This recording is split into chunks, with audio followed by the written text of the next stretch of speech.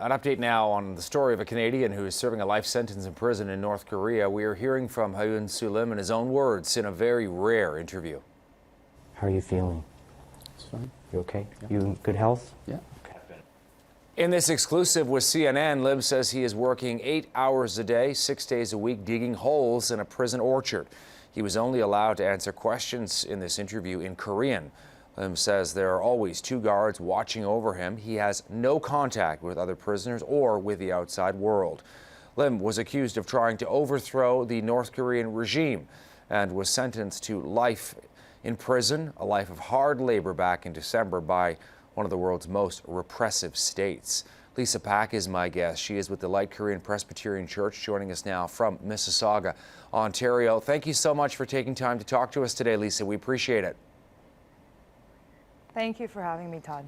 What was your reaction when you saw that interview with the pastor? Well, let me put it this way. We do know that the DPRK standard procedure is to cut hair and also to put on the prison garb on the people that they pass sentences on. But whenever it's somebody personal, it's never standard. And so a little bit taken aback, but we're happy to see him. Definitely happy to hear his own voice. Were you surprised that he was allowed to do the interview to begin with, Lisa?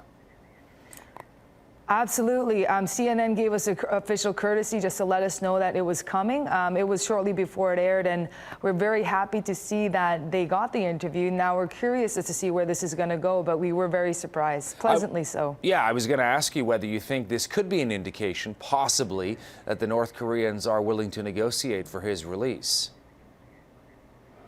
We certainly are very hopeful. We take this as a hint, perhaps an implication that they're open to speaking and moving forward in diplomatic discussions. So this is where we really urge the Canadian government to take this opportunity to perhaps speak on our behalf. You know, we're looking at footage of him being led away by the 2 of the guards who are constantly watching over him. Mm-hmm. You know him well. How did he look to you in that interview? I mean, physically.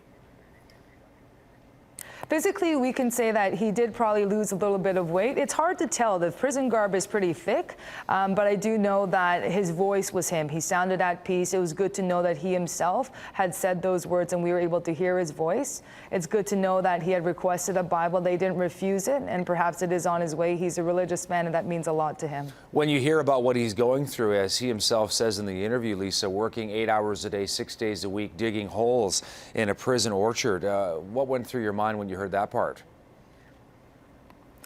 Part of us was relieved. I mean, there are harder types of labor we can imagine, but at the same time, we hope that he is comforted. We do realize that he's alone, but perhaps it's a time for meditation and contemplation. And he has said that, the simple life is something that, we all try to achieve. So perhaps this is a moment where he can reflect on the importance of family and the things that he really loves back here and focus on trying to get home. North Korea, as you know well, so notorious for being secretive, being very difficult to deal with. There are not a lot of contacts between our government and the North Korean government. So realistically now, in terms of what the Canadian government might be able to do, what would you like to see, Lisa? I would like to see perhaps a little bit more of an assertive measure in terms of just going to the table and talking with the North Koreans. I certainly don't know the ins and outs of international diplomacy, but we hope that they would make a good effort, especially to keep the momentum going, so to speak.